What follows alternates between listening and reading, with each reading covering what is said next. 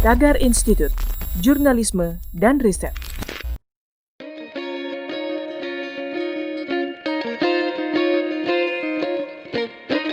Halo Tagarians, para penonton Tagar TV dan juga pembaca Tagar ID. Ketemu lagi sama saya, Kori Olivia. Hari ini saya ingin membacakan ulasan pilihan redaktur Tagar tentang PDIP yang panen kemenangan di Pilkada 2020. 3 kemenangan PDIP di Pilkada 2020 yang paling ramai diperbincangkan publik adalah anak sulung Presiden Jokowi, Gibran Rakabuming, di pemilihan Wali Kota Solo. Kemudian menantu Presiden Jokowi, Bobi Nasution, di pemilihan Wali Kota Medan, serta Eri Cahyadi di pemilihan Wali Kota Surabaya.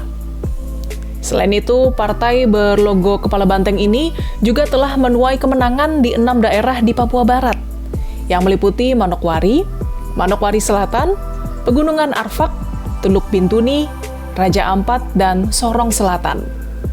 Kemudian di Provinsi Maluku dan Maluku Utara, tepatnya di Maluku Barat Daya, Buru Selatan, Kepulauan Aru, Kota Tidore, Kepulauan Sula, dan Halmahera Selatan.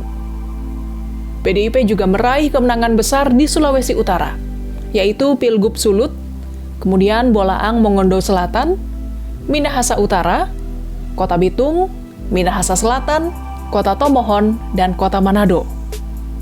Lalu berhasil memenangkan 17 dari 21 wilayah yang menggelar pilkada di Jawa Tengah dan juga menang di 2 daerah di Yogyakarta, yaitu di Sleman dan Bantul. Kemudian dari 23 pilkada yang berlangsung di kabupaten kota di Sumatera Utara, ada 13 kabupaten kota yang dimenangkan oleh pasangan calon PDIP dan berkoalisi dengan parpol lain.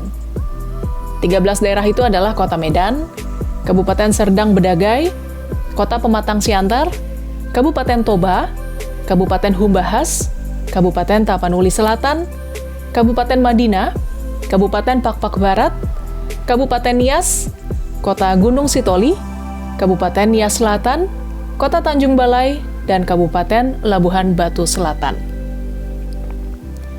PDI Perjuangan awalnya adalah Partai Demokrasi Indonesia atau PDI yang berdiri pada 10 Januari 1973. PDI merupakan partai hasil penggabungan beberapa partai politik seperti Partai Nasional Indonesia atau PNI, Partai Musyawarah Rakyat Banyak atau Partai Murba, Ikatan Pendukung Kemerdekaan Indonesia atau IPKI, dan juga 2 partai keagamaan, yaitu Partai Kristen Indonesia atau Parkindo dan Partai Katolik.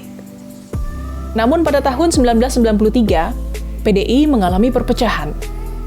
Megawati yang terpilih secara aklamasi sebagai ketua umum partai, kemudian kepemimpinannya diganggu melalui Kongres PDI di Medan tahun 1996 yang memilih Suryadi sebagai ketua umum PDI yang baru. Hal itu ditindaklanjuti dengan upaya pengambil alihan PDI dari Megawati hingga terjadi peristiwa kerusuhan 27 Juli 1996 atau disebut juga Kuda Tuli. Pasca kerusuhan itu, Megawati mendirikan PDI Perjuangan yang mampu bertahan dan berkibar sampai sekarang. Peristiwa kerusuhan itu juga disebut-sebut sebagai peristiwa yang melambungkan nama Megawati dalam kancah perpolitikan nasional. Hingga akhirnya PDI Perjuangan mengantarkan Megawati jadi Presiden RI pada tahun 2001 setelah Presiden Abdurrahman Wahid atau Gus Dur turun dari jabatannya. Mari kita mengenal sosok Megawati.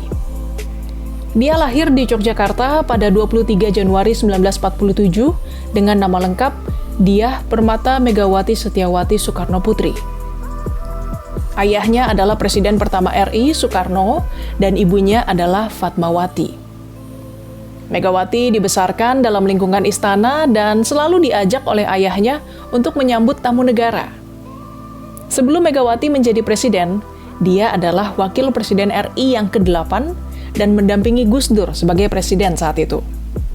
Pada 23 Juli 2001, anggota MPR secara aklamasi menempatkan Megawati sebagai presiden RI ke-5, menggantikan Gus Dur, dan juga Megawati sekaligus menjadi presiden wanita pertama di Indonesia dan satu-satunya sampai saat ini.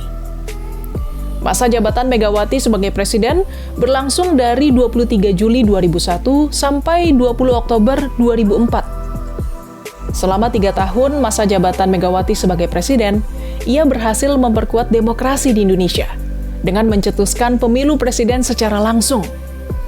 Pada masa pemerintahan Megawati juga, lahir Undang-Undang KPK tahun 2002 dan Lembaga KPK pada tahun 2003.